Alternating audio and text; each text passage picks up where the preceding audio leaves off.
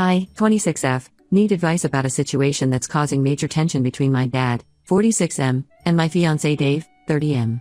Some background is needed to understand why this is such a complicated mess. I've been with Dave for 3 years, engaged for 6 months. We met at a local coffee shop where I was studying for my CPA exam. He was performing at their open mic night, and we hit it off immediately. He was charming, funny, and seemed so passionate about his music. Looking back, maybe I was caught up in the whole musician thing. My dad never really warmed up to Dave.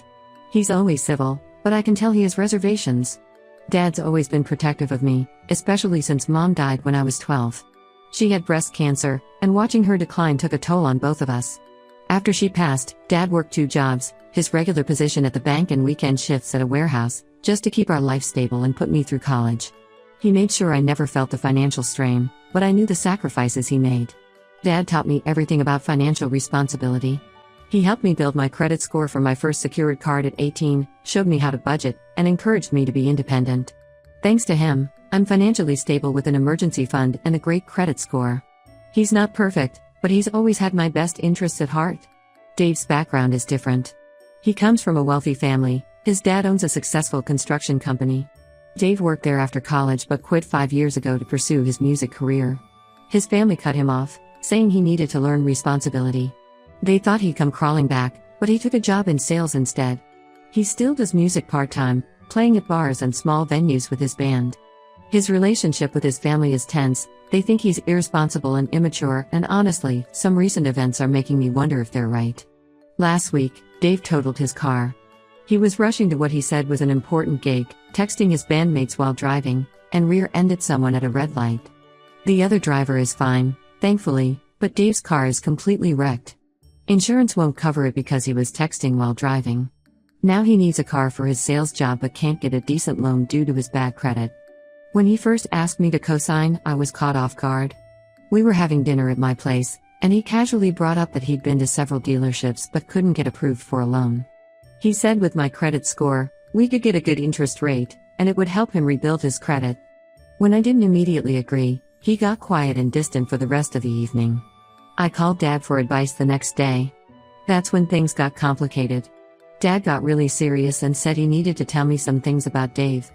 Apparently, Dad had done some digging when we got engaged. He works in finance and has access to credit reports.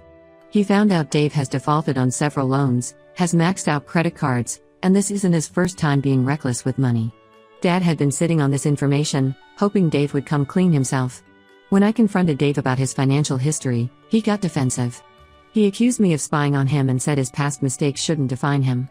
He brought up how his band might get signed soon. They've been talking to some local promoter, and he'd easily pay off the car loan then. When I expressed doubt about the band's prospects, he accused me of being unsupportive like his family. The more I paid attention, the more red flags I noticed. Dave's been staying at my place more since the accident, saying he needs to save on gas money by not driving back to his apartment. But I've seen him getting packages from expensive music stores while claiming he can't afford his half when we order takeout. When I asked about this, he said the equipment was essential for his music career and accused me of being materialistic like his family. Yesterday, things got really heated. Dave said if I don't help with the loan, he'll lose his sales job because he can't make his appointments without a car. He said if that happens, it would be my fault for not supporting him when he needed me. He even brought up how he's been there for me emotionally, referring to when I was stressed about my CPA exam, and now I won't be there for him financially. I called Dad after this conversation, and he got really worried. He said Dave is trying to manipulate me and suggested I reconsider the engagement. When I told Dave what Dad said, he got angry. He said Dad's trying to control my life and ruin our relationship because he's never accepted Dave. He brought up how Dad judged him for quitting his job at his father's company, saying Dad's just like his own family, only caring about money and status. I'm really torn. On one level, Dave's right that partners should help each other. We're getting married, so his problems are going to be my problems anyway. But Dad's warnings make so much sense. I worked really hard for my good credit score, and I'm scared of risking it. Dave's been making me feel guilty about not helping, but maybe he's just desperate? I don't want to be like his family who gave up on him, but I also don't want to make a huge financial mistake. The tension is affecting everyone. Dad's been texting me articles about financial abuse in relationships. Dave's been making passive-aggressive comments about how his family was right about me being just like them. I'm starting to dread going home because I know Dave will bring up the car loan again. Am I being unfair to Dave by hesitating? Should I trust my dad's judgment or give Dave a chance to prove himself? The engagement party is in 2 months, and I need to figure this out before then. Edit. Thanks for all the responses. A lot of you pointed out red flags I hadn't considered, especially about the music equipment purchases. I'm going to sleep on this and update when I've made a decision. Edit 2. To those asking, yes, Dave has a valid license and insurance. The accident wasn't technically his fault since the other driver stopped suddenly, but his texting while driving voided the insurance coverage. Update 1. Thanks for all the advice on my last post. You all called the red flags correctly, and things have gone from bad to worse. After reading your comments, I decided not to co-sign the loan. I told Dave my decision over dinner at my place. His reaction was worse than I expected. He stormed out, saying he needed space and would stay at his friend Dave's place. He ignored my calls and texts for 4 days. I was worried sick, checking local hospitals and even driving by Dave's house to make sure Dave's car wasn't there. We later found out he'd been staying with a different friend. When he finally came back, he seemed different. He apologized, said he understood my decision, and admitted he'd overreacted. He brought flowers and cooked dinner, saying he wanted to make things right. But something felt off. He was too nice, if that makes sense. Like when he broke my favorite mug last year and spent a week being extra sweet before admitting it. Last week, everything fell apart. I was checking my credit card statement to pay the bill when I noticed some unusual charges. At first, it was small stuff, $20 at a gas station, $15 at a music store, $30 at a restaurant I'd never been to. But as I looked closer, I found bigger purchases, $500 at Guitar Center, $300 at some recording studio, and several charges at places I didn't recognize. My heart was pounding as I checked my other cards. Same story. Unauthorized charges everywhere. When I confronted Dave, he tried to laugh it off at first, saying I must have forgotten about letting him use the card. But when I showed him charges from times we weren't even together, he broke down. He admitted he'd taken photos of my cards while I was sleeping. He'd been using them for weeks, claiming he needed equipment for his band and couldn't get his own credit cards approved. He swore he was going to pay me back when the band got signed. They apparently had some big shot producer interested. Spoiler, they didn't. But that wasn't even the worst part. Through his ramblings, I found out he'd been lying about his job. He was fired 2 months ago for consistently showing up late. The car accident? It happened while he was driving to an audition, not work. He'd been pretending to go to work each day while actually going to band practice and auditions. I called my dad in tears. Dad came over immediately and helped me cancel all my cards. The whole time, Dave kept trying to justify himself. He said I forced him into this by not helping with the car loan. Then he started blaming his ex, saying she ruined his credit years ago by making him co-sign a loan she never paid. This was the first I'd heard about any ex ruining his credit. Dad, who normally stays pretty calm, completely lost it. He told Dave to get out or he'd call the police and press charges for credit card fraud. Dave left, but he keeps texting. The messages swing between desperate apologies and angry accusations. 1 minute he's saying he'll do anything to make it right, the next he's saying I betrayed him by canceling the cards when his band was about to make it big. His latest message claims the band has an opportunity to open for a major act next month, and he just needs me to give him one more chance. He even sent a screenshot of what he claims is an email from a promoter, but the whole thing looks fake. I haven't filed charges yet. Partly because I still care about him, stupid, I know, and partly because his family reached out. His sister Emma called me yesterday. They've offered to repay everything he charged if I don't involve the police. Turns out they've been through this before with him, though they wouldn't give me details. Emma just said this isn't the first time Dave has borrowed money without permission. I'm staying at Dad's place now, trying to figure out what to do. The total charges are over $3,000. Dave's friends have been harassing me on social media, saying I'm heartless for considering legal action against my fiancé when he was just trying to follow his dreams. Some of them are musicians too, and they keep saying I don't understand how hard it is to make it in the industry. But learning this isn't his first time doing this. It makes me wonder what else he's lied about. His family's quick offer to pay me back seems suspicious too. Why would they do that if they cut him off years ago? Emma hinted there's more to the story of why they cut him off, but said it wasn't her place to tell me. Dad wants me to press charges anyway, says it's the only way Dave will learn. But would I be awful for doing that to someone I was going to marry? Someone I still love, despite everything? I canceled the engagement party. Most of the deposits were non-refundable, but Dad says it's cheaper than a divorce would have been. He's trying to make me laugh, but I can tell he's worried about me. He keeps checking my room at night like he did after Mom died. I'll update again when I decide what to do about pressing charges. Right now, I'm just trying to process how the man I thought I was going to marry turned out to be someone I never really knew at all. Edit, for those asking, yes, I have screenshots of all the credit card charges and his texts admitting to taking the card info. My credit card company is investigating the fraud. They've already reversed some of the charges. Edit 2, please stop DMing me about helping with Dave's band. I get that you're all musicians too, but I'm not interested in investing in anyone's music career right now.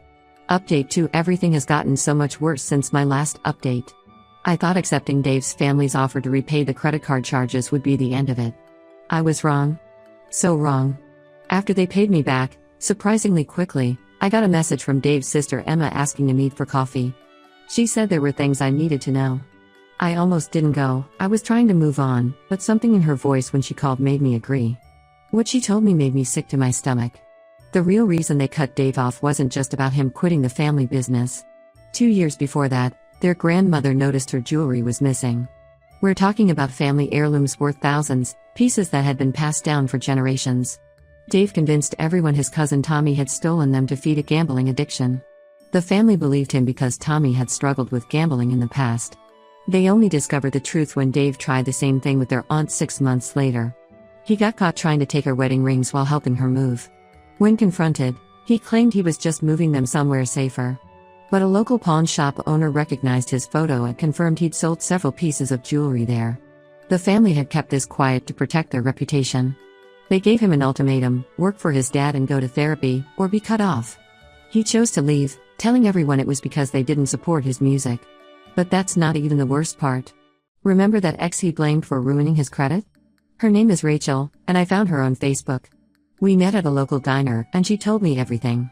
Their story was eerily similar to ours. They dated for 2 years.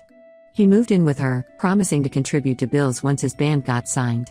Then her credit card started showing mysterious charges.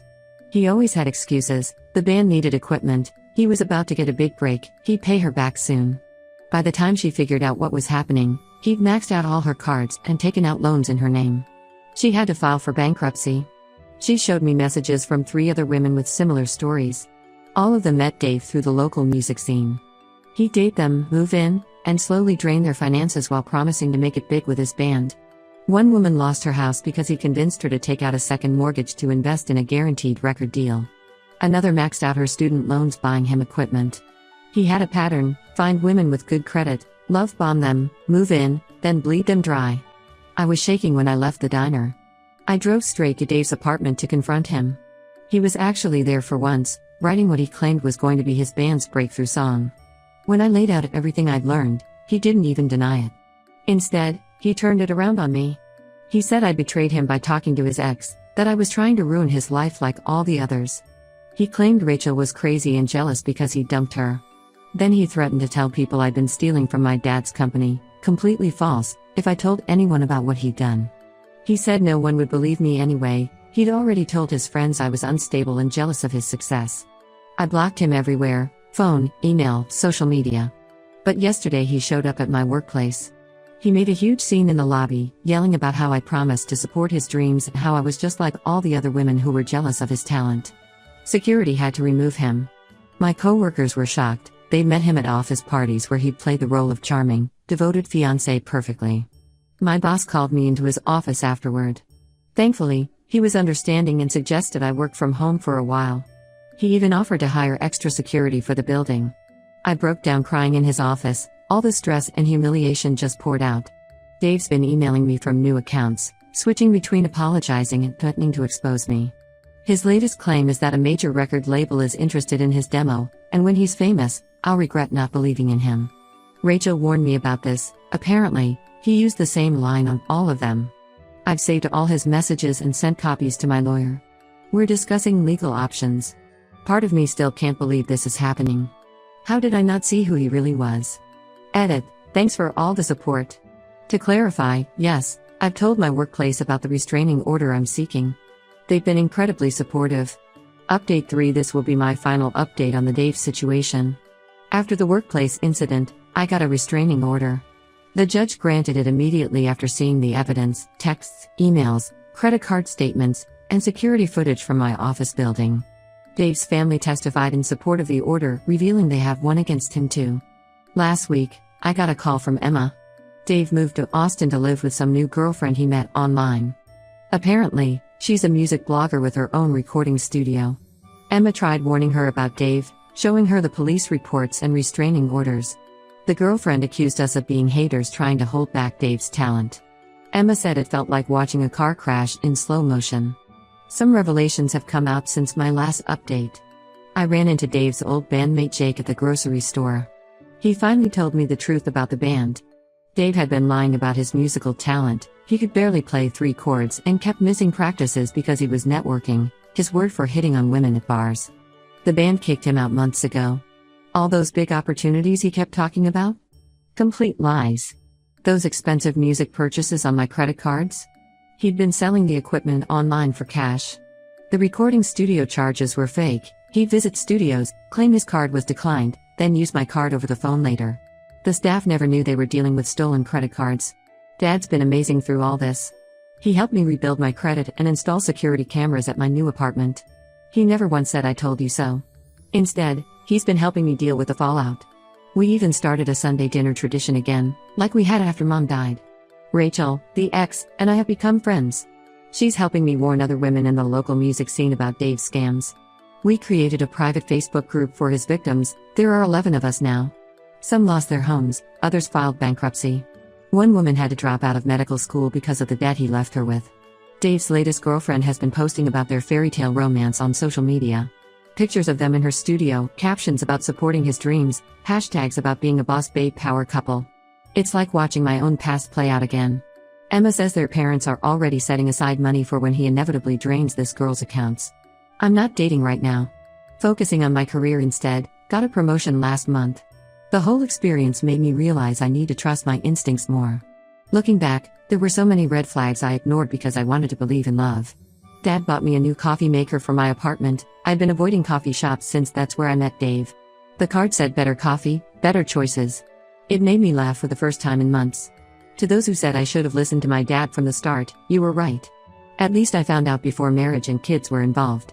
The engagement ring is being sold, and the money will go to a domestic violence shelter that helps women escape financial abuse. This whole experience taught me that sometimes love really does make you blind. But I'm not ashamed anymore. I'm angry, not just for myself, but for all the women Dave has hurt and will hurt.